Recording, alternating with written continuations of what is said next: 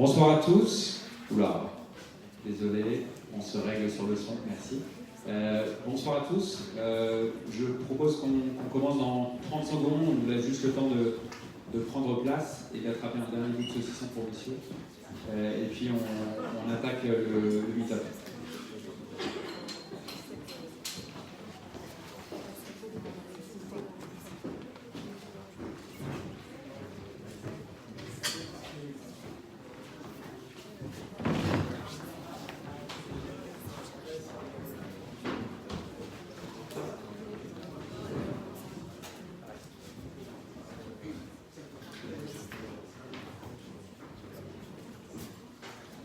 Donc je reprends, bonsoir à tous, bienvenue à ce meet-up organisé par InnoOrder sur le sujet donc, de comment faire de l'engagement un moteur d'hypercroissance.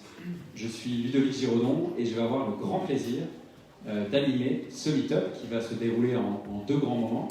Dans un premier temps, je vais accueillir deux experts qui vont venir successivement nous partager leur vision de ces sujets d'engagement et d'hypercroissance.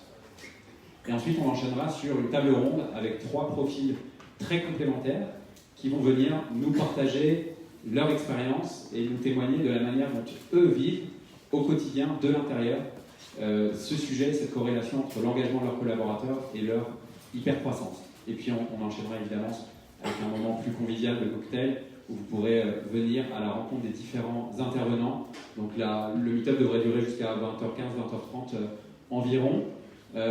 Alors moi je suis particulièrement content de parler de ces sujets-là avec vous ce soir pour plusieurs raisons. La première, c'est que moi j'accompagne des startups et des PME chez Réseau Entreprendre Paris et d'ailleurs certains sont présents dans la salle ce soir et je me rends compte moi au quotidien à quel point la corrélation est vraiment flagrante entre l'engagement de leurs collaborateurs et leur croissance.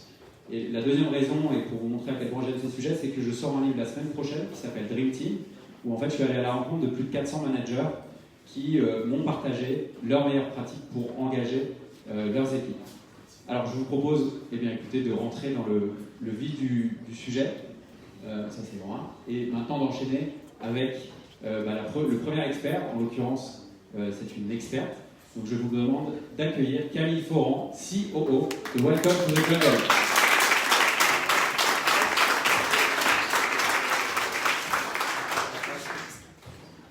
Tu peux t'asseoir comme tu veux. Allez, asseyons-nous.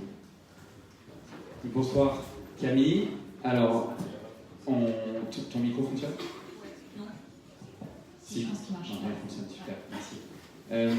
Alors, on ne présente plus Welcome to the Jungle, le média de référence sur le sujet de l'emploi. Est-ce que tu peux néanmoins nous partager un, deux ou trois chiffres pour qu'on se rende compte de là où vous en êtes chez Welcome ? Ouais, chez Welcome, on est un média sur l'emploi qui s'est lancé en 2015. Aujourd'hui, on est à peu près 150, répartis sur 4 pays. Beaucoup en France, mais aussi en Espagne, en République tchèque, en Slovaquie. Et les grands chiffres, c'est surtout qu'aujourd'hui, on a une communauté d'à peu près 1 million de visiteurs uniques par mois qu'on a créé de façon organique grâce à tout le contenu qu'on génère. Et on travaille avec un peu plus de 3000 entreprises aujourd'hui sur les pays qu'on couvre. Top, merci beaucoup. Alors j'avais une première question pour toi, avec la casquette d'experte sur ces sujets. Quand on pense engagement des collaborateurs, le premier mot, en tout cas le mot recrutement n'est pas forcément le premier qui vient en tête. Est-ce que tu peux nous dire pourquoi en fait ces deux éléments, ces deux notions, recrutement et engagement, sont en fait directement corrélés ?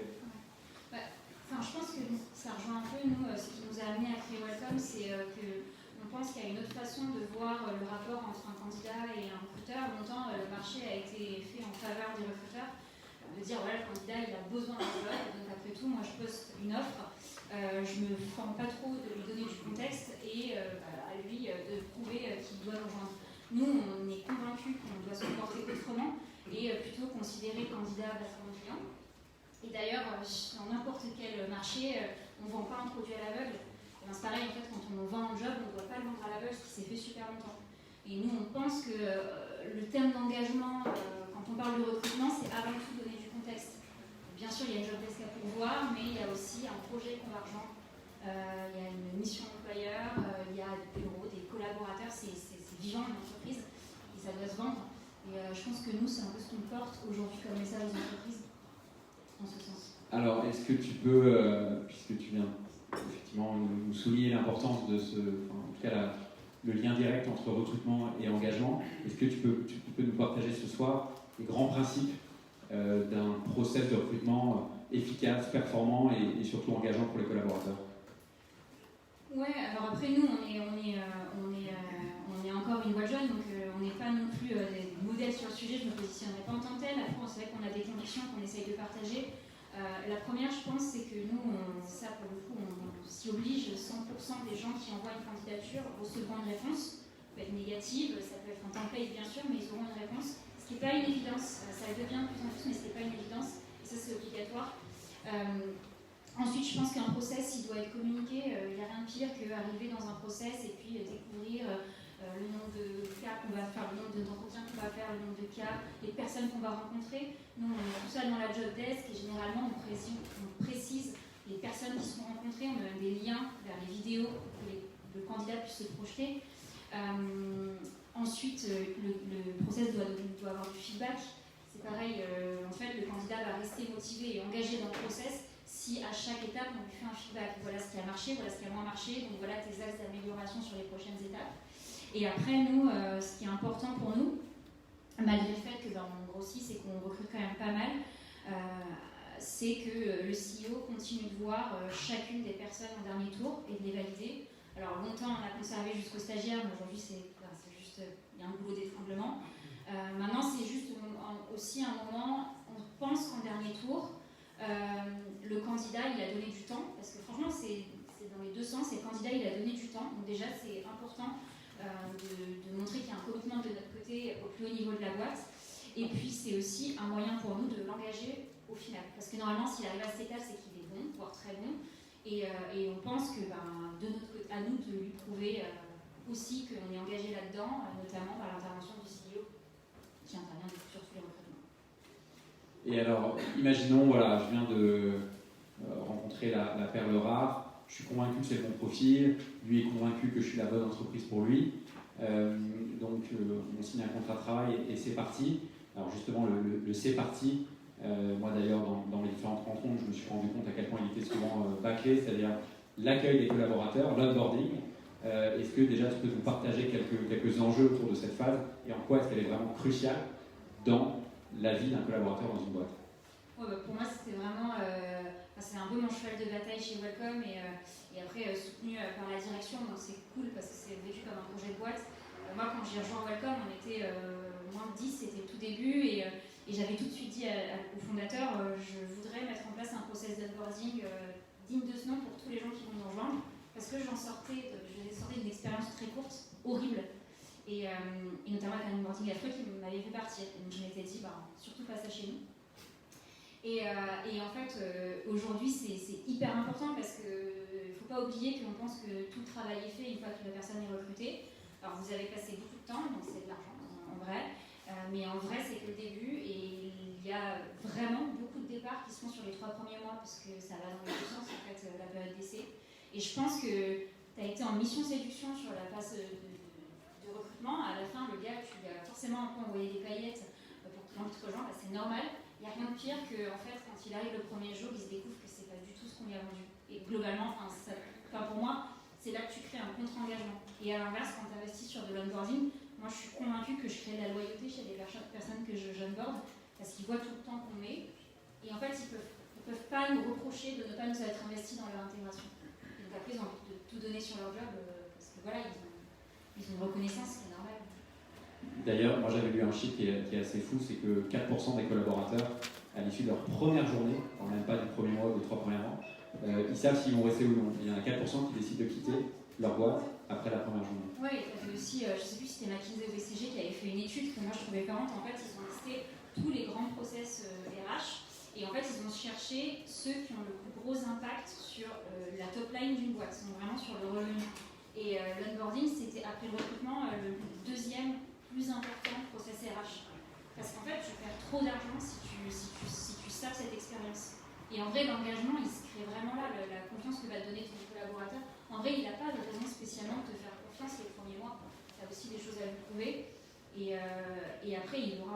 te délivrer correctement ce que tu as attendu. Et en termes de durée, un onboarding, moi j'ai croisé des gens parfois qui me disaient bon, on fait en 2 jours et c'est plié. C'est quoi votre pratique et est-ce que vous recommandez en fait à... Ouais, moi c'est un peu un combat interne, mais après c'est cool parce que je pense qu'on a tous compris la vertu des choses et notamment parce qu'en fait on la mesure. Moi j'ai un taux de NPS à plus d'un mois où je sais montrer que globalement 100% des gens qui passent par l'onboarding sont satisfaits. Mais en gros, moi mon cheval de bataille avec les managers, c'est de dire que les 2 premières semaines, il faut que la personne ait du temps à s'intégrer dans la boîte et pas dans son job. Donc ça veut dire passer du temps avec chacune des équipes, comprendre les métiers, faire des découvertes, des immersions. Et après, on pourra lui livre 100% du temps de son nouveau pour qu'il puisse le traîner comme il le faut. Et globalement, sur un process bien bordé, on est sur 1 mois d'onboarding qui va comprendre l'onboarding dans la boîte d'à peu près 2 semaines et puis l'onboarding dans le métier. Là, il va apprendre les techniques de sales, par exemple, s'il est sales, les 2 semaines suivantes. Mais après, c'est moi qui vais rappeler à chaque fois au manager, bah non, il n'annule pas cette immersion que je lui ai programmée parce que c'est important en fait. Même si toi, tu as vraiment envie qu'il commence à se mettre dans son job, je pense un peu plus long terme. Est-ce que tu as d'autres choses à nous partager pour les clés d'onboarding parfait et notamment aussi dans un contexte d'hypercroissance? Ouais, nous, ce qu'on pense qui est important, c'est qu'il n'y a pas d'échelle de valeur dans l'intégration d'une personne. Pour le coup, nous, on va mettre exactement la même énergie sur l'onboarding d'un stagiaire que l'onboarding d'un C-level, honnêtement. Après, ça va être dans l'immersion dans le métier où ça va être différent. Parce qu'un stagiaire, c'est un ambassadeur et que en fait, demain, il va nous recommander à ses copains stagiaires. Peut-être que demain, il voudra revenir nous voir. Et donc, c'est important. Donc ça, je pense que c'est important de le mettre, de le considérer. Il y a le sujet des remotes. Une personne qui... nous, on a 10% de notre équipe qui est en remote. Il y a des boîtes où c'est beaucoup plus. Comment tu garantis que l'expérience d'onboarding est la même pour une personne qui, demain, travaillera 100% de son temps au Havre ou en Australie, j'en sais rien. Mais il faut le réfléchir. Et le dernier sujet pour moi, ce qui décide de la vigilance, c'est comment tu scales l'onboarding. Franchement, nous, c'est vrai que quand on a intégré 3 personnes tous les 2 mois, c'était plus simple que quand on en fait 10 par mois, et c'est encore plus simple quand on en fera 50. Mon sujet, c'est comment je garde ma qualité tout en scalant. C'est toujours revoir son process en permanence. Il est très formalisé chez vous il est hyper formalisé, c'est hyper carré, c'est 50 tâches. Je sais qu'à peu près, j'ai une personne qui fait partie de sa job desk d'organiser les onboardings. Je pense que c'est entre 30 et 40 minutes de préparer un onboarding. Donc, je pense que c'est un parti pris. Moi, je pense que c'est bien investir son temps, mais il faut en être convaincu. Et en fait, c'est hyper didactique. Je pense que c'est important aussi parce que si c'est pas formalisé, on va avoir forcément. Moi, j'ai pas voulu aussi le déléguer aux opérationnels. J'ai pas voulu leur dire voilà ce que sont les guidelines, à toi de les implémenter dans ton équipe. Parce que je pense que du coup, ils n'en sont pas vraiment honneur et on va avoir des qualités différentes selon l'équipe que tu rejoins, ce que je trouve pire. Alors que tu es bien onboardé quand tu es au sales mais mal à la tech, c'est dommage. Donc, vraiment, il est hyper borné, il est géré par nous et moi, je supervise. Globalement, j'ai une vue sur tous les onboardings qui passent. Donc, ce que tu recommandes, c'est une personne qui supervise, on va dire, l'intégralité des onboardings pour assurer une qualité cohérente d'un pôle à l'autre, et c'est quand même d'avoir chaque pôle qui s'approprie en fait le parcours précis pour que ce soit le plus cohérent. C'est ça? Oui, exactement. Après, il y a des adaptations à faire parce que forcément, un tech, on ne va pas non plus lui faire vivre les mêmes premiers jours qu'un sales ou d'autres. Mais en tout cas, moi, je suis assez convaincue que ça doit être la responsabilité d'une personne. Ça ne peut pas être 100% délégué parce que les gens vont comprendre la vertu s'ils la constatent, mais ils ne vont pas forcément se prendre de passion pour le sujet dès le début. Une fois que c'est en place, ils sont super contents que tout leur petit nouveau ait envie de rester et soit super motivé. Mais l'énergie à mettre, il faut la garder chez soi, je pense. Top, merci beaucoup Camille. Je pense qu'on a le temps de prendre quelques questions du public si vous souhaitez sur ces sujets de recrutement et surtout d'onboarding. On a un micro volant qui va passer.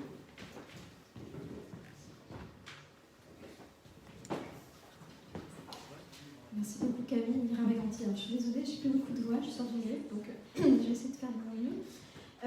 Merci beaucoup pour ce partage. En effet, je pense que l'onboarding est une période absolument essentielle quand on rentre dans une entreprise, c'est même sa carte de visite. Maintenant, est-ce que tu as l'occasion de pouvoir parler avec certaines des personnes qui viennent de rentrer en entreprise pour revisiter le processus d'onboarding que tu as mis en place est-ce que l'UX vient à être un élément pour toi qui revisite le processus d'onboarding? Quand est-ce que tu le fais? Quand est-ce que tu donnes le temps de le faire aussi? Est-ce que ça veut dire potentiellement que tu réunis par exemple un petit panel des 5 derniers que tu as recrutés et tu leur demandes comment ils ont vécu l'expérience d'onboarding au sein de ta structure et que ça peut contribuer à revoir le processus ou peut-être que tu t'y prends différemment. Merci. Ouais, c'est hyper important. Et d'ailleurs, il évolue tout le temps, notamment avec le feedback. Alors là, certains que je prends, d'autres que je ne prends pas parce que faut savoir ce qu'on va y gagner. En fait, globalement, on a mis en place un outil de mesure de l'engagement chez Welcome, qui marchait, qui permet de faire des sondages internes. Et dans les sondages que j'ai configurés, il y a un sondage que j'envoie à N+1, en fait, qui va me permettre de mesurer qu'est-ce qu'ils préfèrent dans l'onboarding, qu'est-ce qu'ils ont le moins aimé. Et après, je vais pouvoir creuser avec eux, je ne sais pas si c'est la dynamique, c'est l'alignement avec la vision de la boîte, j'ai n'importe quoi. Je vais aller comprendre qu'est-ce qui se passe derrière. Par exemple, ils vont me dire, ouais, mais moi, j'aurais aimé avoir un moment privilégié avec le CEO qui me donne la vision à 3 ans. Ok, du coup, ça, c'est quelque chose que je remonte au CEO parce qu'il doit être formalisé désormais. Donc, je donne un exemple comme ça, mais en tout cas, ouais, ça, ce questionnaire, il est rempli par 100% des personnes à 1 mois. Mon idée, c'est de le faire pas seulement à 1 mois, mais de le monter tout au long de la période d'essai. Donc, en fait, 1 fois par mois jusqu'à 3 mois. Mais c'est super important parce que moi, il y a des choses triviales que j'avais pas envie de mettre en place parce que je me disais, tout le monde le fait, qui était le système des buddies. Moi, personnellement, ça me botte pas trop et du coup, je voyais pas trop l'intérêt. En fait, on a 3 personnes qui m'ont dit, moi, je me sens perdue, j'ose pas aller prendre des verres avec les gens alors qu'ils y vont tous les soirs. En fait, on a mis en place ça sur ce retour-là. C'est pas rocket science, mais en vrai, ça m'a motivée parce que j'ai vu que c'était important. Et on l'adapte tout le temps. C'est hyper important, ouais. Vraiment. Est-ce qu'il y a d'autres questions? Oui, au fond. Bonsoir, moi c'est Carmen. Merci pour ce partage. Je suis une des convaincues de l'importance du onboarding en entreprise, plus petite ou plus grande, peu importe la taille. Je pense que c'est extrêmement important. Pour avoir vécu plusieurs typologies d'onboarding, notamment dans les grands groupes et étant aujourd'hui des RH d'une scale-up, vous mettez quoi dans votre parcours d'aujourd'hui? C'est-à-dire que dans le contenu, sans entrer nécessairement trop dans le détail, mais quelques guidelines sur le contenu. Aujourd'hui, on a quelque chose de très light. J'aimerais que ça soit un petit peu plus conséquent. Et je suis à l'écoute justement des idées dans ce sens. En fait, moi, je me suis posé la question de qu'est-ce qui était hyper singulier chez nous et qu'il fallait absolument qu'on transmette parce que ça n'allait pas être évident pour le nouveau qui nous rejoint. Et nous, un truc hyper important, c'est qu'on a des métiers extrêmement variés. On va avoir des sales, des techs, mais aussi beaucoup de journalistes et des vidéastes. On crée beaucoup de contenu. C'est pas forcément évident de savoir comment travaille un vidéaste. Moi, perso, j'étais jamais allée sur un tournage avant de rejoindre Welcome. Et quand j'ai commencé mon job, après, je suis plus jamais retournée sur un tournage. Et en fait, mon inquiétude, c'était que par mes connaissances, on crée des silos. Parce qu'en fait, ton quotidien, il est tellement loin de ce que fait un vidéaste chez nous, si t'es sales, qu'en fait, tu peux en venir à ne pas considérer son taf et ne pas le valoriser. Donc moi, j'ai créé des immersions. J'ai voulu qu'on ait des immersions dans chacun de nos métiers clés. Donc tout le monde fait un rendez-vous business en conditions réelles. Tout le monde va voir ce que c'est que de vendre Welcome à un client. Tout le monde fait un tournage. Donc tout le monde voit ce que ça veut dire que de filmer les locaux et les collaborateurs. Et tout le monde fait aussi un onboarding d'entreprise. Donc ça, c'est ces immersions. Que tout le monde rencontre les chefs de pôle parce que je trouvais ça important que aussi les chefs de pôle soient commit dans l'accueil, quelle que soit le taf de la personne intégrée. Et après, on a aussi des choses évidentes, mais moi je ne supporte pas les frictions idiotes, genre t'as pas ton ordi, t'as pas tes mots de passe, t'as pas les accès, t'as pas la formation à l'outil. Il y a des gens qui sont beaucoup moins tech que d'autres et qui sont paniqués devant Slack. En fait, il faut une formation Slack, plus ou moins light si la personne connaît l'outil, mais voilà, tous les petits irritants, ça je voulais les gommer. Il y en a encore qu'on peut gommer. Et après, à l'inverse, on avait fait des trucs super nuls qu'on trouvait super cool à l'époque. Enfin, je pense qu'il faut que ça fasse du sens. Il faut que tu saches pourquoi tu proposes ça à la personne. Voilà, on avait par exemple imaginé au tout début que le premier jour, j'avais imaginé qu'un des irritants c'était que tu sois stressé d'arriver au taf à l'heure. En fait, c'est moi qui suis stressée des horaires. Et du coup, on avait proposé qu'un chauffeur privé vienne t'attendre en bas de chez toi ton premier jour et t'emmène au bureau, comme ça tu es sûr d'arriver à 9h. Le truc c'était, c'était genre, ça faisait soit trop peur aux gens, parce que c'est quoi cette boîte, soit ça crée le mauvais message qui était c'est champagne, et en fait c'est tous les jours chauffeur privé, bah en fait non. Le deuxième jour, ouais, on ne comprend pas quand tu sors des passes Navigo. Et ça avait juste pas de sens, et on a arrêté parce qu'on envoyait juste des mauvais messages, quoi. Donc je pense qu'il faut surtout se dire, cette action, il ne faut pas que ce soit juste des paillettes. Qu'est-ce que je veux passer comme valeur, message, ça faut sentir. Merci beaucoup. Malheureusement, on pourrait parler des heures de ces sujets de recrutement et d'onboarding. Je te propose de regagner ton siège sous les applaudissements du public.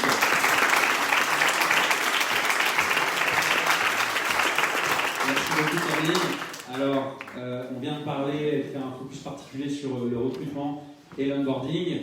Alors, donc maintenant, on va toujours s'imaginer dans notre boîte un peu fictive, se dire, ok, ça y est, j'ai un collaborateur qui vient d'arriver, grâce à un super onboarding, il est à fond.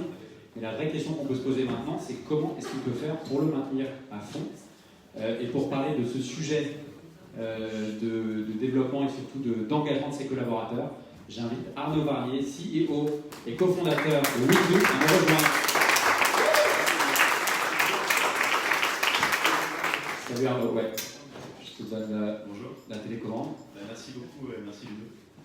Alors, vous chez Windu, donc vous êtes là, vous vous présentez comme la solution complète autour des sujets de l'engagement de ses collaborateurs.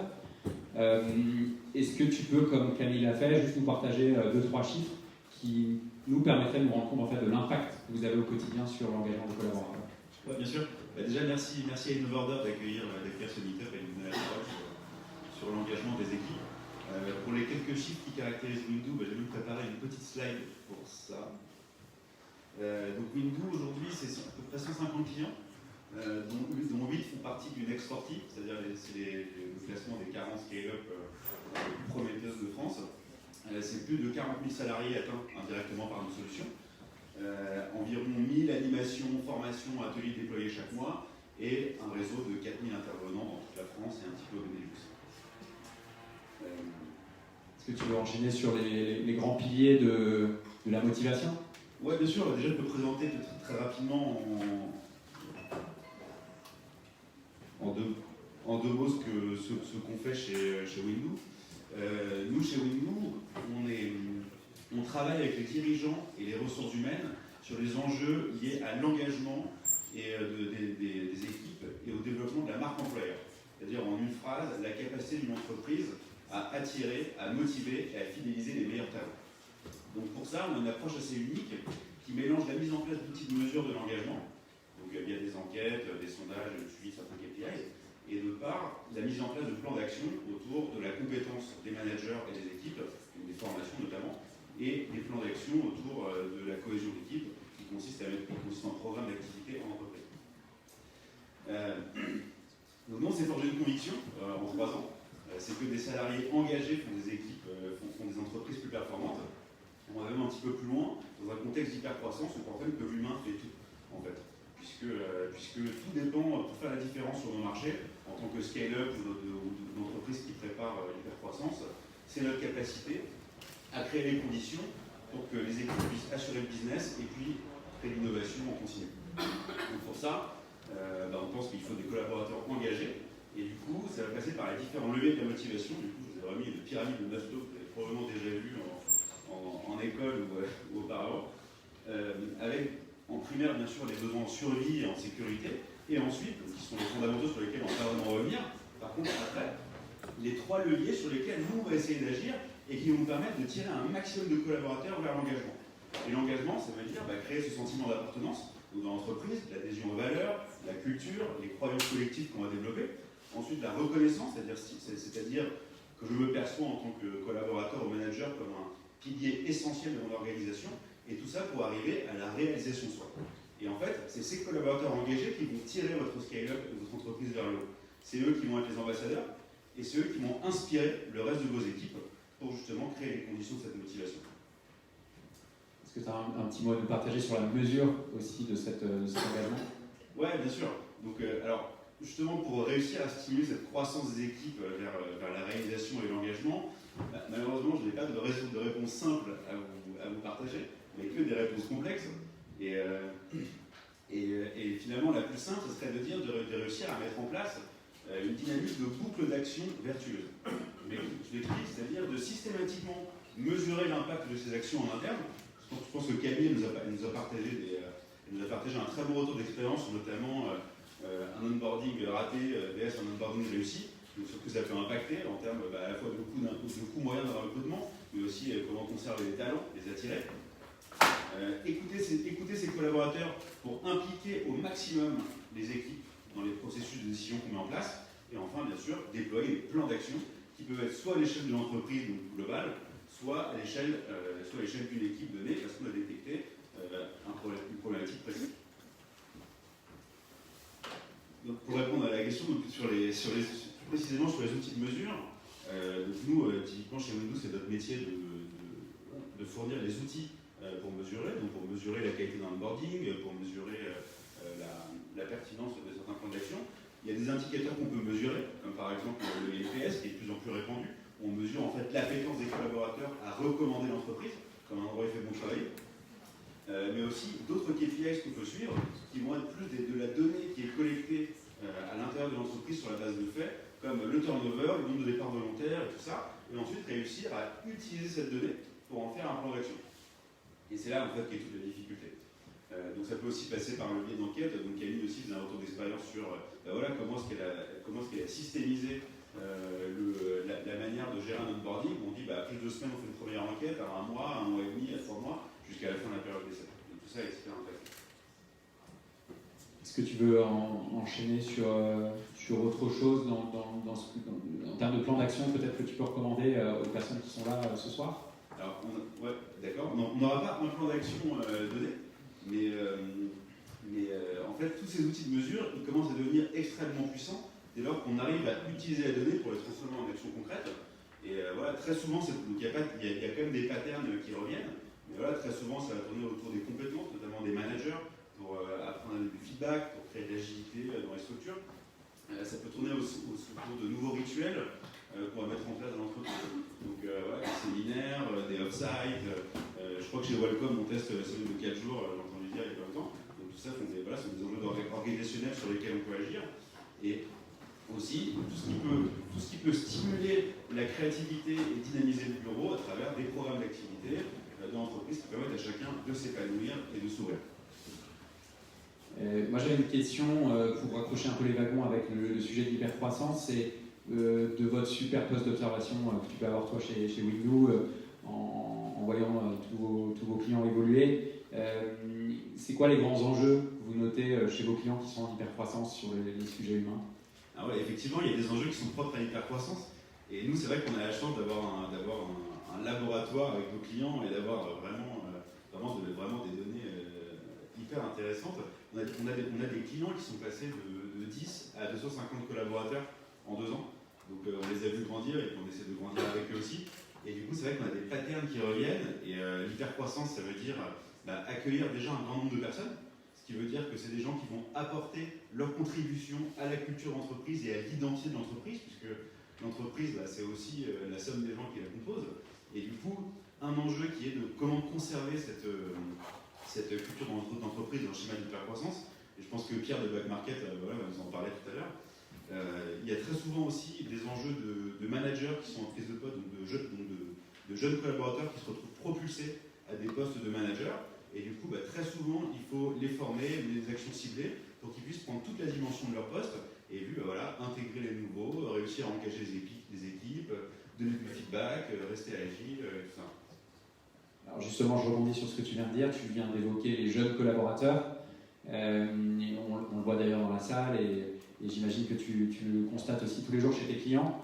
Il y a de plus en plus dans des belles scale-up, la majorité des collaborateurs finalement ont moins de 30 ans, ont 20-25 ans parfois. Par rapport à cette population-là, est-ce que tu as des recommandations peut-être sur comment est-ce qu'on les engage, comment est-ce qu'on les attire, comment est-ce qu'on leur parle? Oui, exactement. Nous, ce que je ne vous ai pas dit, c'est qu'on travaille aussi avec des entreprises comme Air Liquide, comme EDF, qui ne sont pas vraiment des scale-up à proprement parler, mais et du coup, on voit vraiment des différences. Et ce qui apparaît clairement, c'est qu'on a une nouvelle génération, qu'on appelle les millennials, qui ont de nouvelles attentes. Et notamment, alors ce qui ressort des études, c'est que sur l'ancienne génération, il y avait un vrai besoin de stabilité. qui se dégageait. Là, aujourd'hui, on a un besoin d'épanouissement. Si on regarde la hiérarchie des valeurs, ça reste le salaire qui est en première position, parce que c'est quand même ça qui va être le premier facteur d'engagement. Et après, par contre, on redistribue un petit peu les cartes. Et effectivement, la nouvelle génération va être très sensible au fait de pouvoir développer ses compétences, notamment ses soft skills. Typiquement, aujourd'hui, un collaborateur qui vous rejoint dans une scale-up, donc de moins de 30 ans, c'est quelqu'un qui va rester plutôt 4 ans que 25 ans, a priori, aux exceptions près. Du coup, nous, en tant qu'entreprise, qui avons des politiques de recrutement, on doit en fait accepter cet état de fait et puis créer les conditions pour avoir un flux de candidatures spontanées, en fait créer de l'attractivité. Et pour ça, la cohésion d'équipe, le sentiment d'appartenance, le développement des compétences, là où chacun peut se réaliser. Alors, dernière question pour toi, avant d'enchaîner avec une ou deux questions peut-être du public. Il y a tout un tas d'activités qu'on peut imaginer pour engager les collaborateurs, et en tout cas leur donner un peu de souffle et faire en sorte qu'ils décollent un peu le nez de leurs écrans, du yoga, du sport, du massage. C'est quoi tes recommandations par rapport à ces activités-là? Comment est-ce qu'on se construit un plan par rapport à ça? C'est quoi tes grands conseils? Déjà, il faut imaginer des programmes d'activité comme le fait de créer des moments dans la journée et dans l'entreprise pendant lesquels on va renforcer la culture d'entreprise et puis dynamiser la vie du bureau. Donc déjà, ce qu'il faut faire, c'est être bien sensible, c'est bien prendre en compte le fait que chacun est différent et qu'il faut varier les prestations qui sont proposées. Donc on va essayer de faire des ateliers créatifs, des activités sportives, des ateliers de détente, de bien-être, des ateliers de développement personnel pour stimuler la créativité.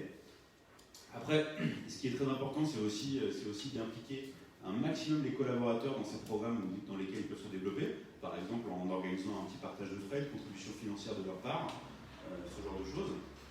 Et puis voilà, c'est après surtout les impliquer dans ce qui est mis en place, les sonder pour améliorer les programmations en place, ce genre de choses.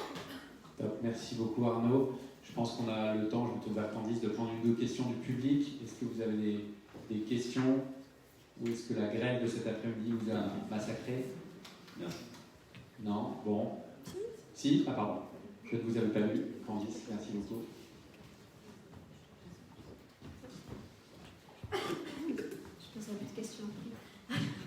Merci beaucoup. Tu parlais tout à l'heure de soft skills, donc c'est quelque chose qui est très très commun dans les entreprises aujourd'hui. On parle beaucoup de raison d'être et de soft skills. Est-ce qu'il y en a quelques-uns, est-ce que tu peux nous donner des exemples de soft skills qui est de plus en plus recherché justement par les digital natives, les millennials, quand ils arrivent dans une entreprise, ils attendent, comme tu dis, c'est 4 ans et encore, je pense que tu es large, parce que moi je pensais que c'était 2-3 ans, mais bon, vous n'êtes pas pour 4 ans. Qu'est-ce qu'ils veulent apprendre rapidement? Qu'est-ce qu'ils veulent en retirer? C'est quoi l'utilité d'être dans cette société plutôt que dans une autre? Merci. Merci pour ta question. Ce qui revient très souvent, c'est autour des compétences relationnelles. Donc comment communiquer de manière non violente, communiquer de manière bienveillante. Sachant que la bienveillance, c'est une valeur qu'on retrouve beaucoup chez nos clients. Quand on leur demande systématiquement les valeurs, c'est ça qui revient. Et du coup, ça va tourner autour de l'application de cette bienveillance. Et puis comment fluidifier du coup les échanges. Sur la prévention des conflits aussi, on a beaucoup ça, sachant que très souvent la racine des conflits, ça va être une incompréhension en amont. Et après, autour du développement personnel, des sujets qui sont liés à la prise de parole ou à l'assertivité aussi vont être assez demandés. Et les ateliers de découverte sur l'innovation aussi sont des choses qui reviennent. Merci beaucoup Arnaud. J'ai une dernière question peut-être au fond. Bonsoir. Bonsoir, Fabrice. Tu as dit que vous travailliez à la fois avec les scale-up et les grands groupes.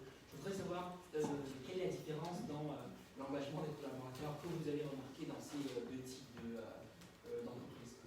Concrètement, comment les grands groupes attirent les millennials, comme vous l'avez évoqué, sachant que sur le marché, pour raviver leurs effectifs, ils ne trouvent que des gens qui sont nés après 90. Comment ils s'adaptent à ça? La réalité, c'est qu'ils ont beaucoup de mal aujourd'hui à attirer les talents. C'est des vrais sujets dans les RH. Et du coup, ils ont quand même du mal à prendre le pas. parce que ça nécessite quand même de l'agilité, c'est des grands bouleversements, de dire on va faire des activités sur site, on va mettre en place des formations au format 2 heures et plus aller au Novotel sur un format 4 jours. Donc c'est quand même des grands changements. Et ben on a des RH innovations qui sont recrutés pour justement réussir à faire des tests, à changer un petit peu les mentalités en termes de culture. Et après, on a aussi une nouvelle génération de managers qui commencent à émerger et qui eux sont beaucoup plus sensibles et puis qui sont en train de changer les dynamiques à l'intérieur de ces organisations. Et est-ce que c'est rapide ou bien c'est lent? Quelle est la dynamique d'évolution dans les grands groupes vis-à-vis de ça? Non, je trouve pas que ce soit vraiment rapide. Après, la preuve, c'est qu'ils sont quand même clients chez nous et que nous, ce sont vraiment nos thématiques. De dire on va engager les équipes, développer la marque employeur par un tas de leviers indirects. Donc à l'échelle individuelle, ils sont sensibles à ces thématiques. Par contre, c'est vrai qu'on est encore dans des situations où on a des entretiens annuels qui sont menés une fois par an, où on va mettre les feuilles dans un tiroir, dans un classeur qui ne sera jamais ouvert. Et du coup, on essaie de les éduquer en fait, à des nouvelles pratiques. On va privilégier la donnée en temps réel, l'ajustement du plan d'action sur la base des données collectées auprès des salariés. Merci beaucoup Arnaud. Est-ce que peut-être une dernière question? Non? Top. Merci beaucoup. Merci beaucoup Arnaud, je t'invite à gagner ta place.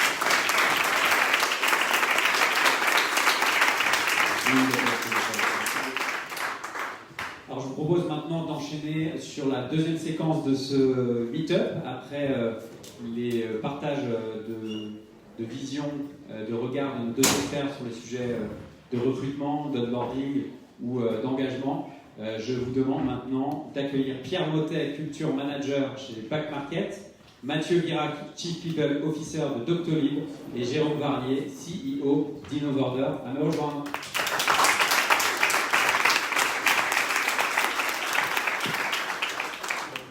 Alors bonsoir messieurs, je vous laisse vous installer un peu comme vous le sentez. Donc, vous avez 2 micros pour 3, donc ça va être un beau travail d'équipe. En fait, on trouvait ça intéressant après le partage de vision et de regard d'experts, de vous faire intervenir pour que vous puissiez nous partager vos retours d'expérience et la manière dont vous vivez de l'intérieur ces sujets d'hypercroissance et d'engagement des collaborateurs. En plus, ce qui est super intéressant, c'est que vous allez nous dire dans un instant, mais vous avez 3 profils très différents, 3 postes différents. Et bien que vous apparteniez tous les 3 à des aventures entrepreneuriales de dingue, vous êtes tous les 3, en tout cas vos entreprises sont à des stades de maturité, de croissance aussi assez différents. Donc je pense que tout ça devrait nous donner une richesse dans les points de vue assez intéressants. Et ce que je vous propose pour commencer, c'est tout simplement de faire un rapide tour de table, j'allais dire, mais tour de micro, tour de chaise, pour que vous puissiez nous présenter en 2 mots, savoir qui vous êtes, ce que vous faites, et peut-être 2-3 chiffres que vous seriez fiers de nous partager autour de vos boîtes. Qui veut commencer? Mathieu? Ok, je commence. Je m'appelle Mathieu, je suis Chief People Officer sur Doctolib. Donc, avant de me présenter moi, je vais commencer par Doctolib. Je pense que vous connaissez pour la plupart ce que Doctolib fait. En fait, c'est une boîte qui a 6 ans maintenant et notre ambition, c'est de simplifier l'organisation du système de soins en rapprochant les patients et les médecins. Donc, ça, c'est ce qu'on fait depuis 6 ans. Et donc moi, j'ai rejoint Docto il y a 3 ans et je m'occupe aujourd'hui de l'équipe People. Donc je suis Chief People Officer pour Doctolib. Et aujourd'hui, Doctolib, rapidement, on est 1000, on est un peu plus de 1000, bientôt 1200. Vous étiez combien au moment de ton arrivée? Ouais, je suis arrivé il y a 3 ans chez Docto, on était 250. On a beaucoup grossi récemment et on travaille avec un peu plus de 100 000 praticiens et on a à peu près 40 millions de visites par mois sur notre site internet. Merci beaucoup Mathieu. Jérôme? Bonjour à tous, donc moi c'est Jérôme Varnier, je suis un des fondateurs d'Innovorder et le CEO. On est un tout petit peu plus petit que Doctolib, mais on y travaille. Pour le moment. Pour le moment, exactement. On est 60 personnes, on a créé la société il y a 4 ans. On accompagne la transformation digitale de la restauration, on est leader de logiciel avec une solution autour de 3 grands axes, la prise de commande omnicanal, l'encaissement et la fidélisation client. 60 collaborateurs, on travaille avec quelques milliers de points de vente, on a récemment fait une levée de fonds de 10 millions d'euros et on grandit assez vite. Et on a lancé IO Meetup récemment, on organise 8 fois par mois un meetup dans nos bureaux sur des sujets divers et variés. Et aujourd'hui on a choisi l'engagement, puisque c'est un des thèmes qui est clé aujourd'hui dans le développement. Et on est hyper heureux de partager ce sujet avec des invités de marque, un animateur de marque, des invités aussi publics De marque. Et donc on est ravis de tous vous accueillir. Et voilà. Donc, merci à tous d'être présents parmi nous dans nos locaux. Merci Jérôme. Est-ce que tu peux passer ton micro à Pierre du coup en quelques mots? Bonsoir à tous, Pierre, je suis Culture Manager pour Back Market. Back Market, c'est une plateforme de vente en ligne de produits reconditionnés. On est actuellement 240. On est situé à Paris, à Bordeaux, à New York et à Prague. On a 4 bureaux. Moi, je suis Culture Manager.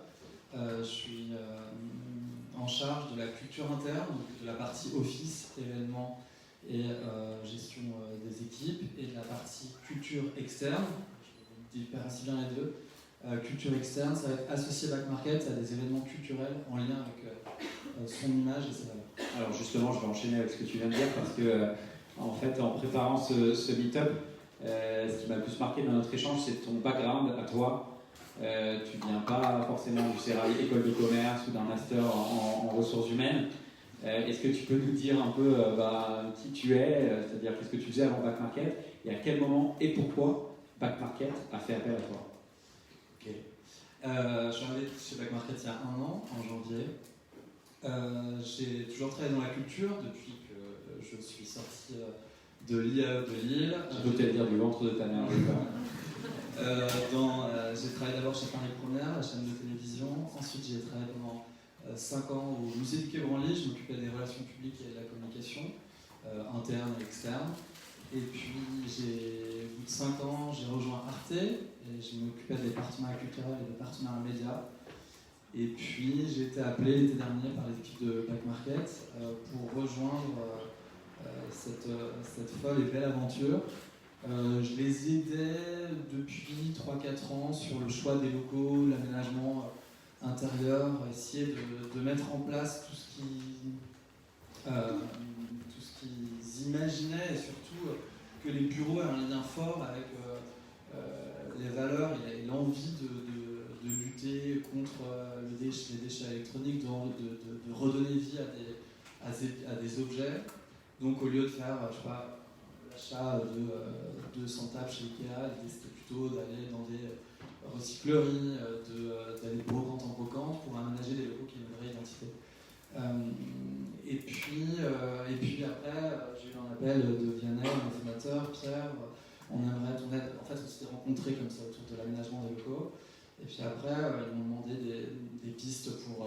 Je suis désolé, je suis un peu long, mais des pistes pour des événements, tout ça. Et je les ai aidés sur des événements internes. Et puis finalement, je les ai retrouvés en janvier de cette année. Voilà. Merci beaucoup. Alors, je me tourne maintenant vers vous deux, Jérôme, Mathieu. Est-ce que vous pourriez peut-être nous partager les principaux points clés, les principales galères finalement auxquelles on peut faire face quand on est en phase d'hypercroissance? Est-ce qu'il y a des paliers? Qu'est-ce qui change? Toi, tu m'avais partagé, Jérôme, vous avez commencé à 2 dans un salon. Vous étiez 200 il y a seulement 3 ans, maintenant vous êtes plus de 1000. Qu'est-ce qui change et quelles sont les phases les plus critiques dans ces phases d'hypercroissance? Jérôme, peut-être commence. Ouais, nous, c'est un des thèmes qui est vraiment hyper d'actualité chez nous. On va dire que c'est le passage d'une phase au début pour ceux qui sont dans les startups, de bootstrapping, c'est-à-dire qu'on commence, on est quelques personnes dans un salon, dans des petits bureaux, on a quelques clients, on connaît tout le monde très bien, les employés, les clients, les fournisseurs, on connaît tout le monde très bien.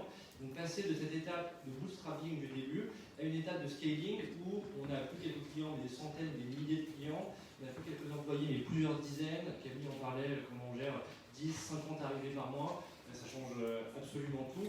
Et la principale difficulté que nous on rencontre, qu'on a rencontré et sur laquelle on travaille, c'est comment créer un cadre qui est suffisamment robuste pour absorber ces transformations qui sont extrêmement rapides en phase d'hypercroissance. Tout se transforme très vite, ce qui était vrai il y a 3 mois n'est déjà plus vrai aujourd'hui.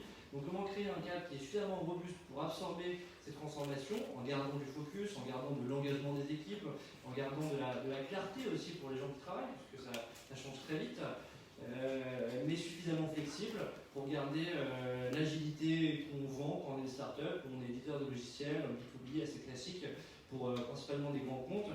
Et ce qu'ils viennent acheter chez InnoOrder, c'est de l'agilité, une forte réactivité aux problématiques de nos clients. Donc voilà, la principale difficulté, c'est comment trouver ce juste équilibre, ce cadre qui permet d'avoir une certaine robustesse tout en gardant la flexibilité qu'attendent nos clients et qu'attendent tous les gens qui collaborent avec nous. Très clair, merci beaucoup Jérôme. Mathieu, ça te parle? Ouais, énormément. Il y a beaucoup de. Moi, j'ai la chance de faire dans la boîte dans laquelle j'étais avant, qui s'appelait Tech Easy, qui est un food tech. Quand j'ai commencé, on était très peu, donc j'ai eu la chance de faire passer quasiment de 1 employé. Parce que quand j'ai lancé Tech Easy en France, j'étais tout seul, jusqu'à 1000 et un peu plus aujourd'hui. Donc j'ai vu un peu toutes les galères qu'on peut voir entre 1 et 1000. J'imagine qu'il y en a encore plein d'autres après.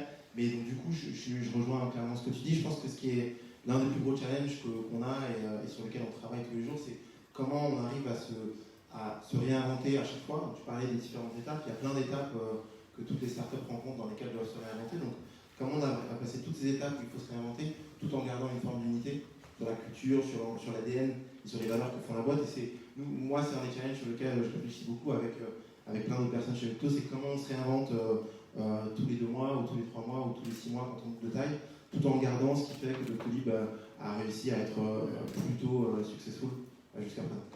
D'ailleurs là-dessus, donc moi en préparant mon livre, j'étais allé à la rencontre de Natacha qui travaille dans tes équipes de People et en fait c'est marrant parce que c'était un lundi soir, je me souviens précisément, parce qu'il était assez tard et en plein milieu de la conversation, elle commence à me dire au fait, by the way, demain matin, on accueille 100 nouveaux collaborateurs.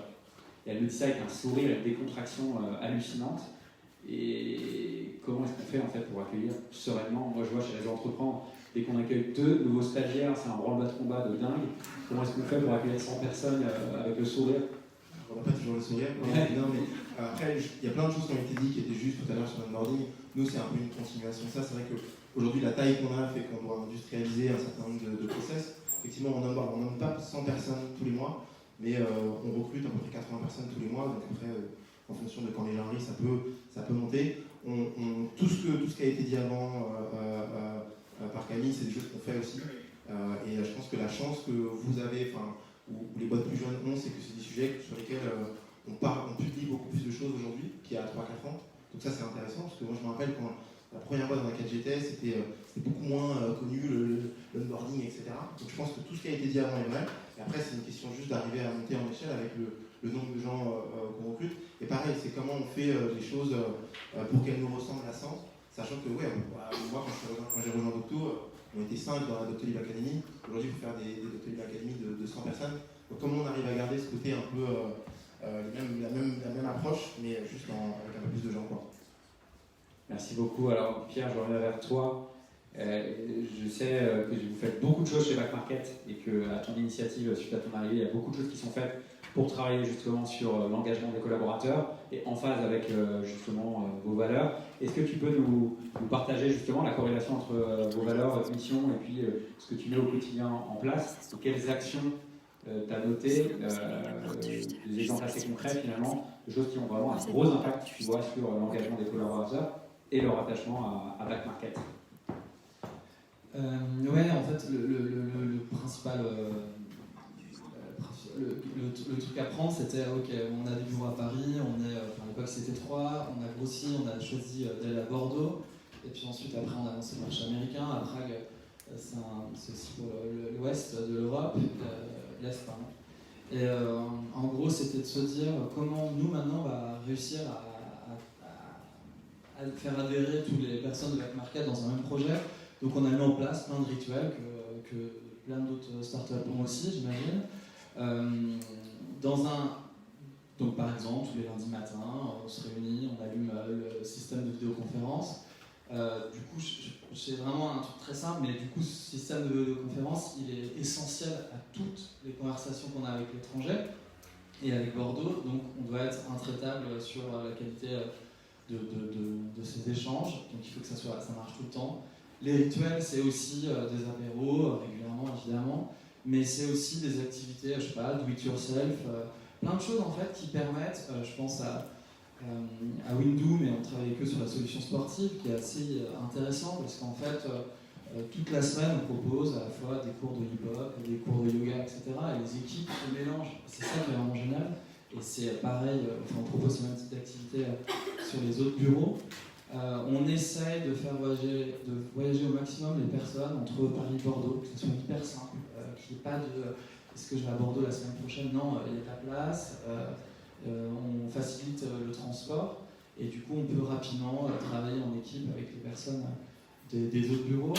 Il y a plein de choses, je pense à la marche du siècle qu'on a faite, 90% on appelle ça les backmakers, les salariés de Back Market ont participé à cette marche, à Bordeaux, à Paris, à New York, donc autour de l'écologie qui n'est pas chez nous une valeur en fait, qui est là, qui est hyper présente, évidemment que c'est notre mission de lutter contre les déchets électroniques, de proposer une alternative au neuf, donc en fait elle dépasse un cadre de valeur et du coup on est hyper engagé sur le green dans la boîte, on essaie de faire des ateliers, c'est tout bête, des ateliers compost, donc tout doucement ce green soit hyper présent.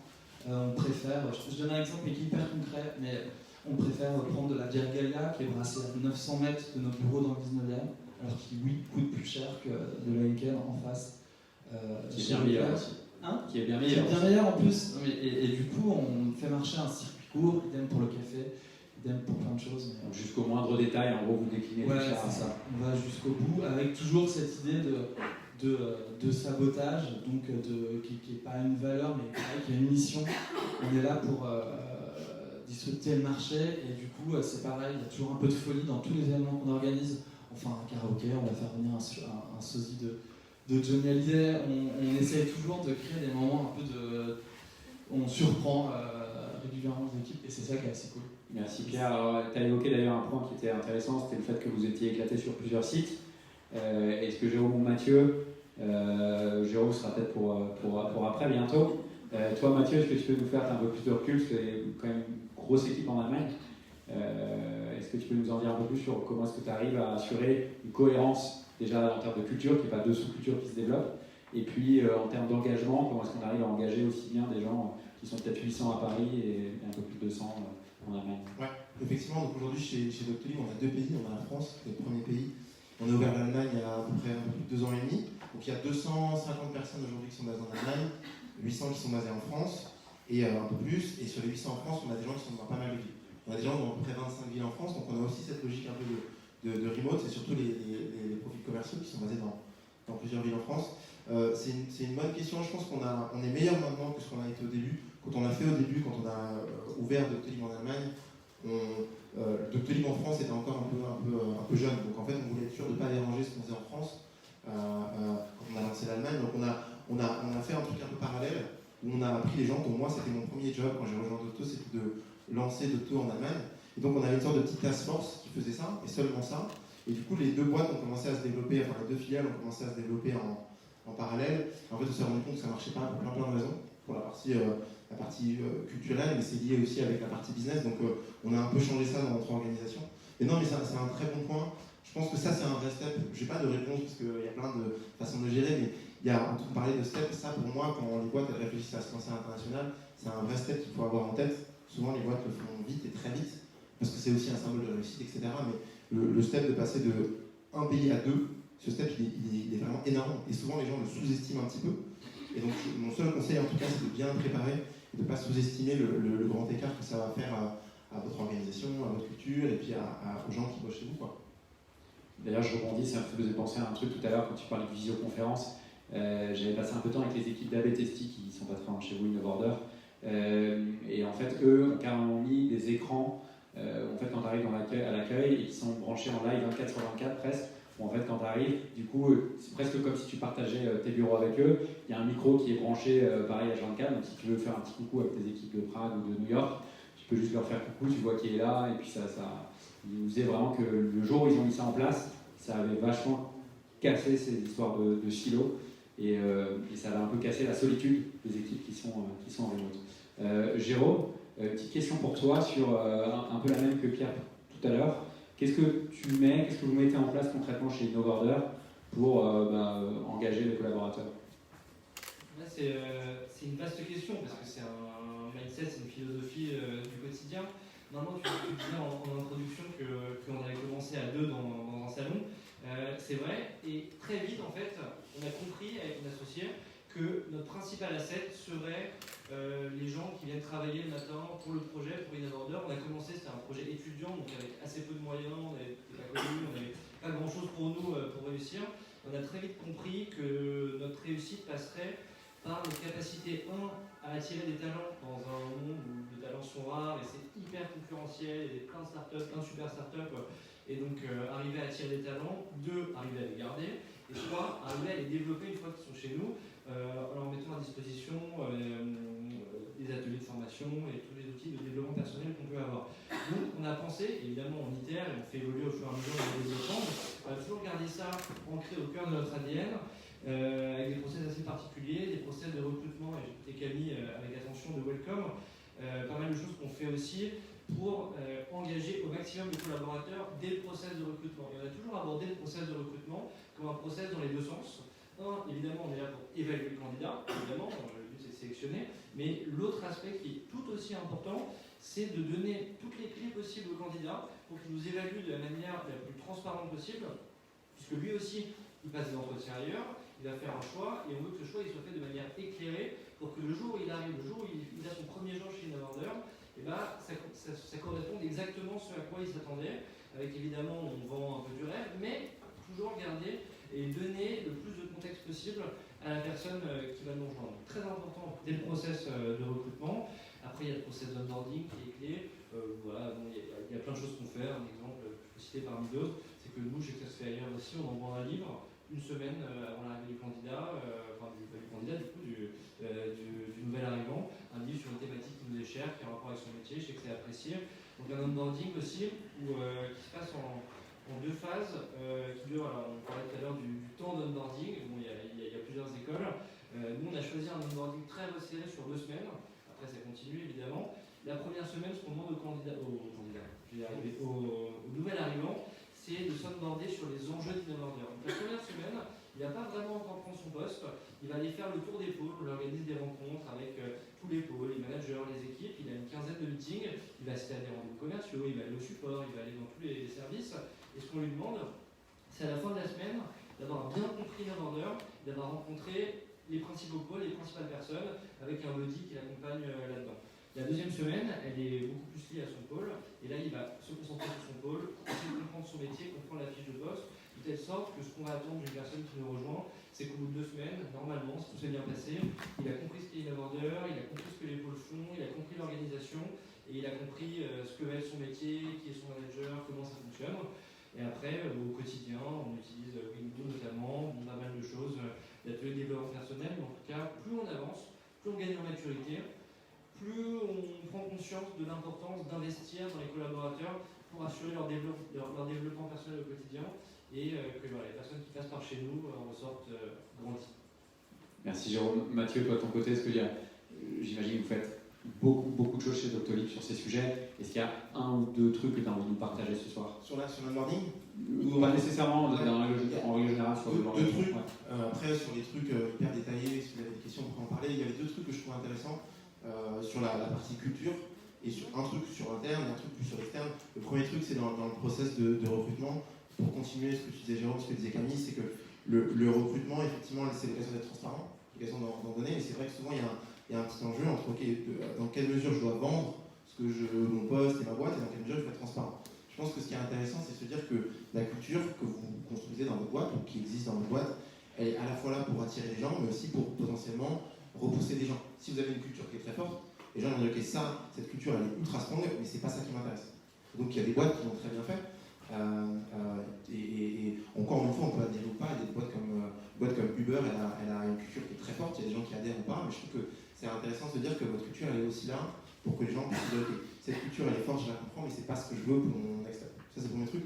Et le deuxième truc, c'était en interne, un truc aussi qui est important, c'est que quand on parle de culture, il faut aussi regarder ce qu'on fait en interne. La culture, c'est vraiment une somme de décisions et de process qu'on fait. C'est-à-dire que quand j'en discute avec des gens en interne, je dis notre culture, on la voit autant dans la façon dont on va licencier des gens, que dans la façon dont on embauche des gens, dans la façon dont on manage les prestataires, etc. C'est vraiment une somme de décisions. C'est pas seulement des trucs qu'on écrit sur un mur ou sur un site internet, mais c'est vraiment une somme de décisions. Et parfois, c'est intéressant de challenger ce qu'on écrit sur le mur ou ce qu'on a en tête comme culture et ce qu'on fait vraiment au jour le jour. Et c'est vrai que souvent, Donc il peut y avoir des différences et c'est intéressant de se dire ok, comment on fait pour que notre culture qu'on a en tête, on la fasse vivre au jour. C'est marrant ce que tu dis, ça me fait penser à un autre truc aussi où il y en a certains qui le font, qui, pour rebondir sur ce que tu disais sur challenger ses valeurs, sa culture dans toutes les décisions qu'on prend, il y en a certains qui poussent le bouchon super loin et qui, dans le cadre de réunions, alors évidemment les plus stratégiques, laissent une chaise vide pour jamais oublier justement ces sujets de valeurs et de culture, pour toujours challenger, penser à challenger. Alors je crois que ça vient d'Amazon, Jeff Bezos qui fait ça pour jamais oublier le client. Il laisse une chaise vide pour que le client ait toujours sa place, quelle que soit la réunion chez Amazon. Il y en a qui le font effectivement aussi sur ces sujets de culture ou de valeurs. Maintenant, il y a une question que je voulais vous poser, parce qu'on parle d'engagement depuis le début de ce meet-up, de cette soirée. Et finalement, c'est quoi un collaborateur engagé? À quoi est-ce qu'on le reconnaît dans les couloirs de ces bureaux? Est-ce qu'on arrive à le voir ou pas? Et si oui, comment? Je ne sais pas si lequel d'entre vous, je lance la balle comme ça. Premier qui veut l'attraper. Pas Pierre en tout cas. Pierre? Non, mais c'est un collaborateur heureux. Je crois que l'idée, c'est vraiment que la personne qui travaille le matin chez nous, il arrive et il soit hyper content de rejoindre l'équipe. Vous le mesurez ça chez Back Market? Ouais, on le mesure à travers des outils. On travaille par exemple avec Supermood, qui nous donne des retours assez concluants. Et puis après, on le mesure au quotidien dans les échanges. Moi, je me bats aussi pour qu'on puisse communiquer. Alors, on est encore 230 et on peut le faire. De communiquer régulièrement ensemble, en face-to-face. Slack, c'est génial. Les mails, c'est dingue. Mais il y a aussi cette vie quotidienne qui est hyper importante dans nos bureaux. On parlait tout à l'heure des bureaux, mais il y a aussi l'environnement de travail. Tu vois, de pouvoir venir, c'est tout bête, on l'a tous maintenant, du café, du thé. Mais aussi de la musique, quand on a envie de se mettre dans un coin plus calme, de participer à un groupe de musique, parce que chez Back Market, c'est un groupe de musique, d'avoir plein comme ça d'actions qui sont données, offertes. Ça fait que tu vas taffer et tu es plutôt content de ton environnement, et du coup, comme tu es content, c'est trop bien, parce que tu vas en parler assez facilement aux personnes. Et puis voilà, et puis ça donne envie aux autres de nous rejoindre. Et en plus de ça, nous, on a un côté écolo, on a un vrai impact sur l'environnement, et c'est dingue, quoi. Merci Pierre. Mathieu, juste un truc très rapide. C'était sur le côté, je sais que c'est un peu la mode, le côté happiness at work et le truc qualité de vie au travail. Et moi, le seul truc que je fais un peu attention à ça, parce que pour moi, j'aime bien quand même séparer le côté, c'est-à-dire que moi, je suis hyper ambitieux, je suis hyper content de bosser chez Docto, mais c'est pas ça qui va me rendre heureux dans la vie. Ça peut me stresser, etc. Mais je sais que tu disais pas comme ça, mais c'est vrai que souvent, aujourd'hui, la mode, c'est de dire happiness at work, ou qualité de vie au travail, etc. Ma qualité de vie, elle n'est pas uniquement drivée par mon travail, elle est drivée par plein d'autres trucs. Et donc, je pense que c'est important de ne pas faire la confusion entre les deux.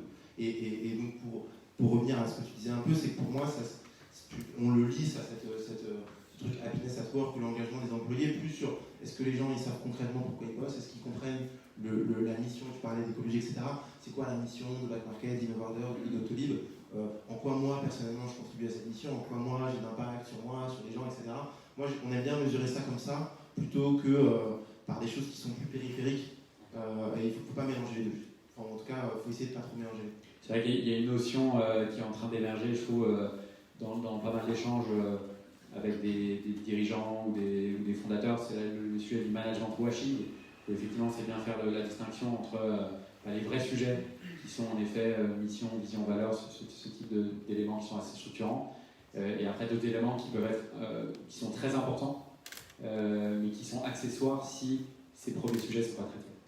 Je ne sais pas si toi, Jérôme, comment est-ce que tu repères un collaborateur engagé? Comment est-ce que vous mesurez l'engagement chez Innovarder? Est-ce que vous arrivez à le faire ou pas d'ailleurs? Les réponses de Pierre et Mathieu étaient hyper complètes. Nous, il y a 1000 manières d'aborder ce sujet de l'engagement. On ne reconnaît pas dans les couloirs un collaborateur engagé à sa tête comme ça. Il y a une manière de rationaliser, tu en as parlé Pierre, c'est tout simplement de le mesurer. Il y a pas mal d'études qui ont été faites, il y a les 10 leviers, l'engagement au travail, la vision, la relation avec les collègues, l'espace de travail. Donc nous, on a établi un questionnaire avec 25 questions environ, qu'on envoie une fois par trimestre, avec l'outil baromètre RH de Windoo. Et donc on a accès tous les trimestres à un baromètre, tout le monde répond, et on voit dans quelles équipes il peut y avoir, voilà, on peut mesurer le niveau d'engagement en fonction des 10 grands paramètres qui motivent l'engagement des salariés, donc c'est une manière de le mesurer. Après, ce qu'on dit en ce moment, aussi la manière dont Innovarder est en train de se réinventer, il y a la manière individuelle de l'aborder. Après, en tant qu'équipe, on dit aussi une autre grille de lecture, c'est-à-dire qu'une équipe engagée, c'est une équipe productive avec des clients satisfaits. Donc c'est une approche que j'aime bien aussi, qui est incomplète comme toutes les définitions, mais qui donne cette notion de productivité pour une équipe. Donc quel standard on attend d'une équipe, ça oblige à se demander qu'est-ce qu'on va concrètement attendre d'une équipe, comment on va mesurer la productivité d'une équipe, et ensuite les fruits de ce travail qui doivent être toujours tournés vers le client. Dans une entreprise qui se veut customer-centric, normalement, n'importe quelle action de n'importe quel collaborateur doit être tournée vers la satisfaction client. Donc si une équipe productive, a priori, c'est ce qui va engendrer la satisfaction client. Merci beaucoup Jérôme, merci beaucoup messieurs. Je vous propose maintenant qu'on enchaîne peut-être à une petite phase de questions-réponses. J'imagine que vous en avez un certain nombre. Qui veut se lancer en premier? Oui. Alors du coup, ouais, merci Jérôme. Merci. Merci à tout le monde. En fait, je voulais juste rebondir à la dernière question où tu as dit comment repérer un employé engagé. Du coup, ma question serait comment repérer une entreprise qui met l'importance sur l'engagement. Je pense que beaucoup d'entre nous, un jour, aujourd'hui ou dans le futur, seraient en train de chercher un travail. Et du coup, dans le marché de recherche, on est toujours en face d'une personne qui essaie de nous vendre du rêve. Donc, quels seraient pour vous les secrets de vite fait repérer le bon entreprise qui met vraiment l'importance dans l'engagement? Bonne question. Ouais. Comme elle l'a déjà dit, si une entreprise pensait à mettre sur Welcome to the Jungle des vidéos et tout ça, c'est déjà quelque chose. Donc, je pense que ça fait partie. Est-ce que l'un des trois veut se lancer? Ouais, bon, un début de réponse, après je passerai le micro. Dès le process de recrutement, on a beaucoup parlé toute la soirée, et notamment Camille de Welcome. Le process de recrutement, ça sert à ça sert à faire un ALP auprès de l'entreprise. Donc c'est à ce moment-là que vous devriez détecter les valeurs de l'entreprise, la manière de traiter un candidat, la manière dont les collaborateurs agissent avec vous. Je pense que c'est déjà un indice très fort. Après, on peut regarder sur Internet, il y a des avis, voilà, il y a une manière de faire, mais déjà, ce process de recrutement, c'est, je pense, vraiment clé. Un micro-truc, c'est. Je ne sais pas s'il y a de l'engagement en soi, c'est-à-dire qu'il peut y avoir des gens, par exemple, encore une fois, j'ai rien contre Uber, mais je prends Uber parce que tout le monde connaît. En Amazon, on va changer. Il y a des gens qui sont ultra engagés chez Amazon, et peut-être que si tu vas chez Amazon, tu ne seras pas du tout engagé parce qu'ils ont une culture particulière. Donc je pense qu'il faut faire le boulot de comprendre comment cette boîte fonctionne, la culture, les valeurs et tout ça, etc. Après, il faut voir ce qui, toi, te va. C'est-à-dire qu'encore une fois, je ne pense pas qu'il y ait de bonnes ou de mauvaises situations. C'est ça, je ne pense pas qu'il y ait de bonnes ou de mauvaises situations. Donc c'est juste aussi une question de ce dont toi tu as besoin pour aller dans les next steps de ta carrière, 2 ans, 3 ans, etc. D'ailleurs, peut-être en complément, ce qui peut être intéressant éventuellement de faire, c'est de faire le référent professionnel mais à l'envers, c'est-à-dire en fait de sonder des gens qui sont déjà dans la boîte, avec des outils comme LinkedIn, maintenant c'est tellement simple, et d'échanger avec eux pour bien comprendre ce qui leur plaît, ce qui leur plaît moins, et de voir si ça peut matcher avec tes propres aspirations à toi. Oui. Bonsoir, merci. Quand on parle de retenir les talents dans l'hypercroissance, comment est-ce que ça marche, le système d'évaluation, de mobilité interne? Parce que quand on parle de travailler la compétence, on la travaille dans le cadre d'un job. Du coup, si on fait évoluer les jobs, on fait évoluer les personnes. Comment ça se passe? C'est une question extrêmement vaste que tu poses.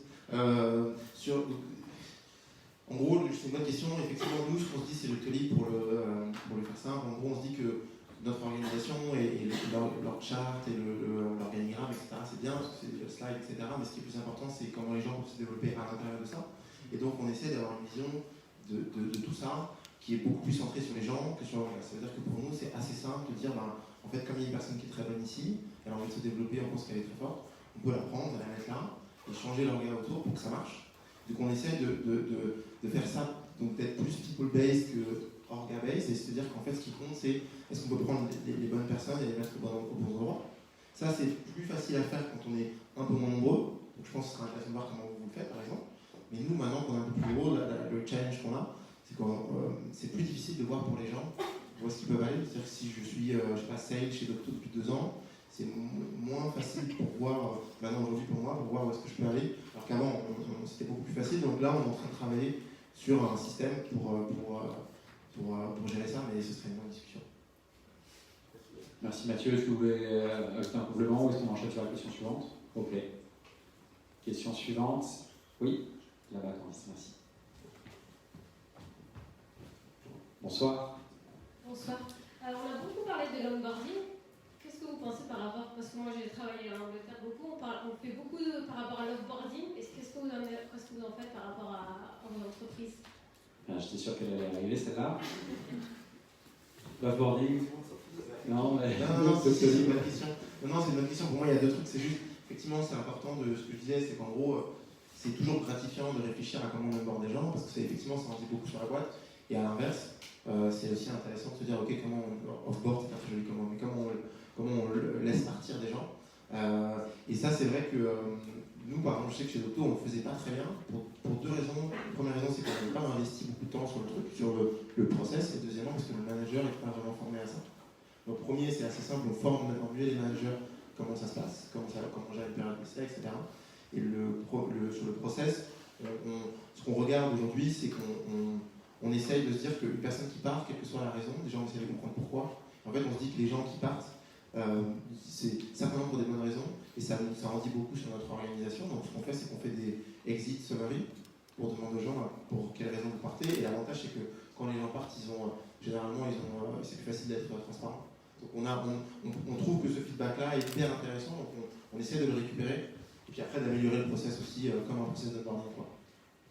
C'est vrai que soigner la sortie du collaborateur, c'est en faire un ambassadeur pour la suite. J'imagine qu'à terme, évidemment, c'est ça fait même pour quelqu'un, c'est jamais facile de partir d'une boîte. Encore une fois, que je décide de partir ou qu'on me laisse partir, enfin, on vire, pour être. Voilà. C'est jamais facile, donc même d'un point de vue juste d'organe, de se dire c'est bien d'essayer de faire le mieux qu'on peut, d'accompagner les gens sur ok, c'est quoi les next steps, pourquoi, le feedback, etc.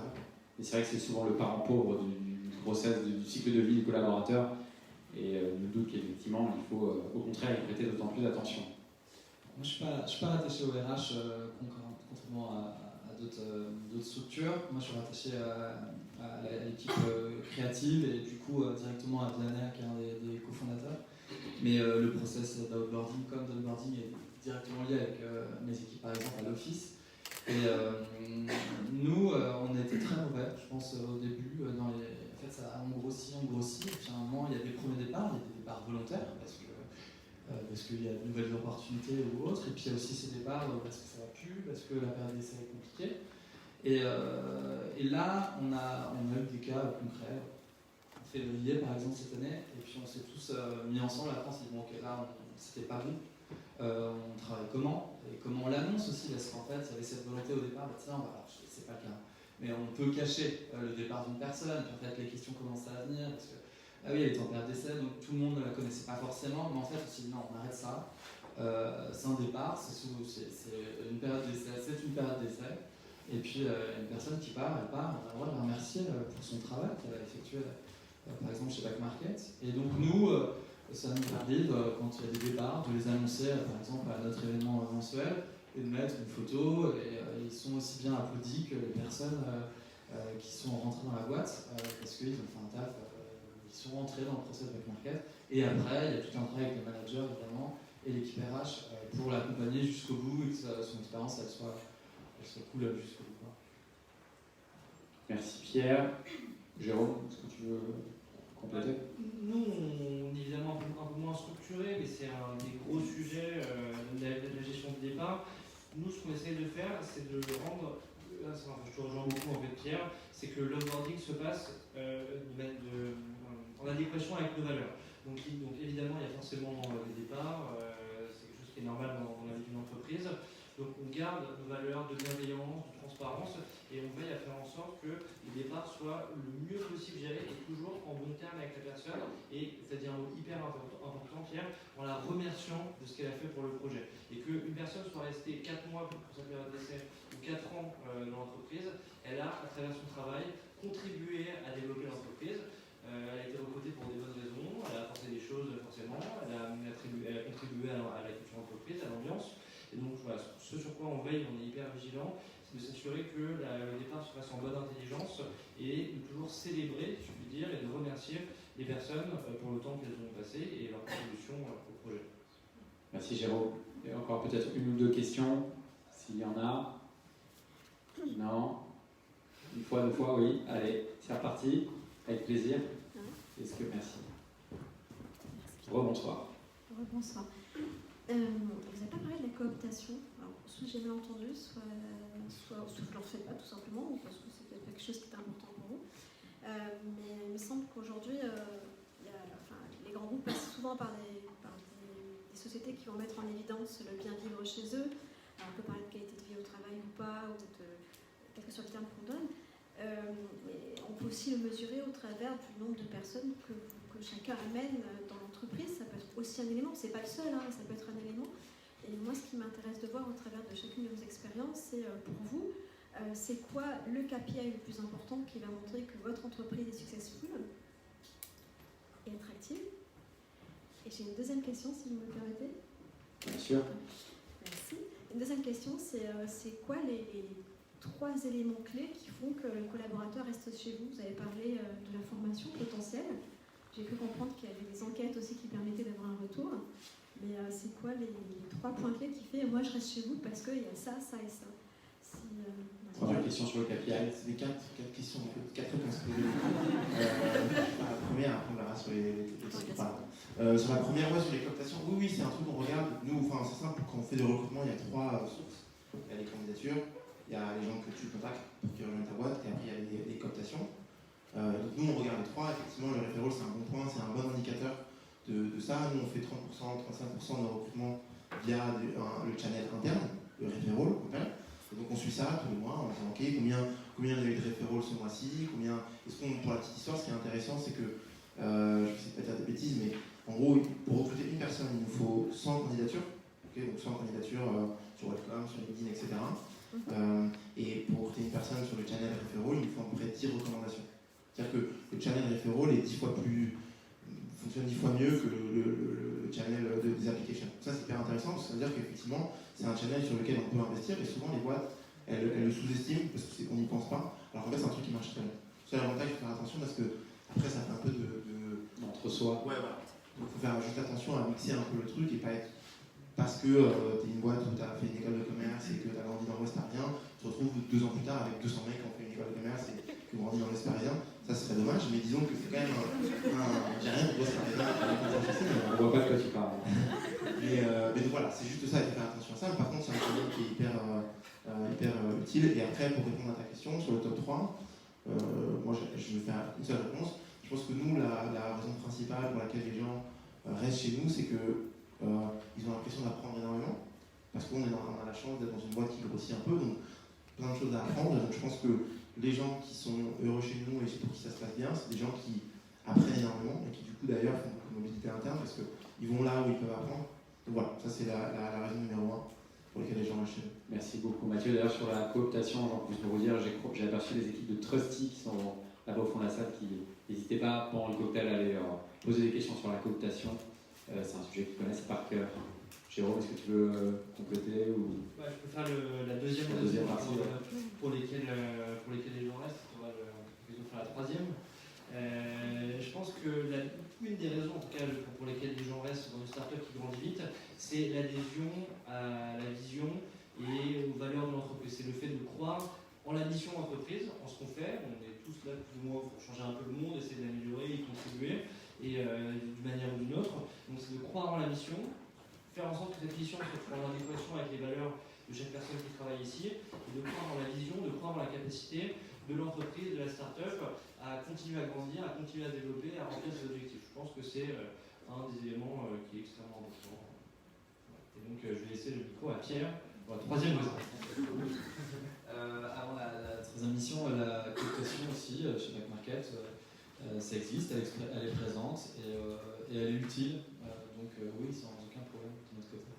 Et la troisième mission, vous êtes dur parce que j'arrive à la fin. Non, moi, là pour le coup, j'ai vraiment les deux. C'est qu'il y a la mission de Back Market, franchement, et honnêtement, créer une société de consommation différente. Et éviter d'acheter du neuf et de se dire que peut-être que dans 30 ans, ça sera plus cool d'acheter du reconditionné que du neuf. Et franchement, je l'espère. Donc ça, et puis la deuxième chose dont tu parlais Mathieu, c'est l'évolution. Franchement, il y a des personnes qui sont arrivées stagiaires chez Back Market qui sont maintenant head of, qui sont head of France et qui partent aux États-Unis pour monter le projet aux États-Unis. Donc c'est hyper excitant de voir, bon, alors ces ascensions, mais aussi c'est les stagiaires qui arrivent en ce moment et qui franchement transforment leur stage en CDI. Et ça, c'est magique, franchement. Merci beaucoup Pierre. Alors je regarde le timing. Est-ce qu'on a le temps de prendre peut-être une dernière question? S'il y en a, sinon... Oui. Le micro arrive. Bonsoir. En fait, tout à l'heure, vous avez parlé de sous-culture à un moment donné, quand on a différents styles, différents intérêts, différents droits.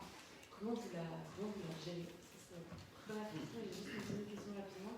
Parce qu'on a beaucoup parlé d'engagement, mais finalement, quand vous sentez qu'il y a un désengagement, entre guillemets, quelles sont vos clés ou vos astuces pour essayer d'impulser une dynamique? Je vais faire la deuxième, et après... Non, la deuxième, parce que c'est vrai que c'est intéressant. Nous, il y a un truc, par exemple, chez Doctolib, sur lequel donc on fait ce qui a été dit, c'est-à-dire ce qui est hyper intéressant de mesurer, il y a 10 critères, 10 leviers, pardon, je fais ça, et de mesurer sur lesquels on est plutôt bon et sur lesquels on est moins bon. Et nous, par exemple, chez Docto, on est plutôt bon, par exemple, sur l'alignement des collaborateurs avec la vision de Doctolib. Parce que c'est assez simple de comprendre en quoi on contribue dans la vie des gens. Donc les gens sont très alignés avec tout ça, on a une très bonne note sur le système qu'on utilise. Par contre, il y a un autre truc où on est moins bon. C'est pas du désengagement, mais il y a un truc qu'on est moins bon, c'est qu'en fait, le fait de grandir aussi vite, ça génère du stress, c'est normal, parce qu'on grandit vite, et donc il y a plein de trucs à faire, et donc on ne sait pas prioriser, etc., etc. Et donc en fait, ça faisait quelques mois qu'on réfléchissait là-dessus, on se disait, ok, mais comment on peut adresser ce truc, comment on peut faire en sorte qu'on soit meilleur là-dessus. On s'est dit, déjà, le premier truc, c'est d'en parler. En fait, on a dit, en fait, ouais, effectivement, tout le monde sait que c'est dur, tout le monde est un peu stressé, tout le monde est... Et personne ne le dit, c'est-à-dire qu'en gros, tout le monde est un peu, j'ose pas le dire, parce qu'est-ce que ça veut dire que je suis assez fort, etc. En fait, on s'est dit, déjà rien, le fait de parler de ça, on est nombreux, on est quand même 1000, quand on l'a fait devant 1000 personnes, on était dans une pièce, on a dit, voilà, une pièce ou dans un très très grande pièce, on est dans un amphi, et on a dit, voilà, il y a un des sujets sur lesquels on va être meilleur, autant on est bon sur l'alignement avec la vision, relation avec le manager, mais autant sur ce sujet-là, la gestion du stress et de l'énergie, on est moins bon. Donc déjà, le dire, je pense que c'est bien, parce que ça veut dire que tout le monde est OK et c'est OK d'en parler déjà. Et après, derrière, on met en place des plans d'action, etc. Donc je pense que le premier truc, c'est d'en parler, parce que ça oblige, c'est-à-dire que dès qu'on en a parlé, dès qu'on a dit OK, on n'est pas très bon là-dessus, on veut faire des choses, pas revenir en arrière. Donc je pense que c'est un peu de ça, et puis après faire confiance de ce genre dans la boîte. Une fois qu'on a mis le siège au table, après les gens ils peuvent trouver des moyens pour régler ça. Jean-Pierre, est-ce que vous voulez rajouter quelque chose? Non? Parfait. Écoutez, pour tenir le timing, Pierre... Ta première question sur... alors pas de subculture, moi j'aime pas du tout ce mot, mais en gros, oui, comment tu fais que ton équipe new-yorkaise se sente comme les équipes parisiennes ou françaises du Back Market. Ça, tu as franchement plusieurs clés d'activation. La première, moi je parle toujours d'environnement de travail, mais c'est qu'ils aient des conditions optimales, comme à Paris, comme à Bordeaux, comme à Prague. Que le cadre aussi de travail soit pas quasi identique, mais en tout cas qu'on retrouve des éléments de déco, de facilities qu'on a un peu partout. La deuxième chose, c'est la com interne, l'importance de les mettre en avant. Et c'est pas Paris qui parle aux équipes, qui parle à Bordeaux, qui parle à New York, c'est la boîte qui parle à tout le monde. Donc ça peut être, je sais pas, les activités, ça peut être la mise en place dans une newsletter d'un profil, d'un remote, parce qu'il y a les personnes qui sont dans ces bureaux-là, mais on a aussi une vingtaine ou une trentaine de remotes, c'est énorme. Là, c'est des gens qui sont à Nantes, à Lyon, donc comment aussi ils appartiennent à la boîte. Et puis après, on a toutes ces activités en fait, de partage qui sont hyper importantes quand on fait, nous on a un truc qui s'appelle le Wednesday, un mercredi par mois, un atelier de do it yourself, donc je sais pas, de potager, de terrarium, de broderie. L'idée c'est qu'il y a une activité à Paris, une activité à New York, une activité à Bordeaux, et qu'en fait on partage, tiens vous avez fait quoi, tu vois, je pense que c'est vraiment le partage. Et une fois que tu as ça, plus des outils de com qui sont nickel, tu n'as plus de barrière en fait. Et tu n'as plus de sous-culture. Merci beaucoup Pierre. On arrive au terme de cette table ronde. Je pense qu'on peut les applaudir. Un grand merci, messieurs.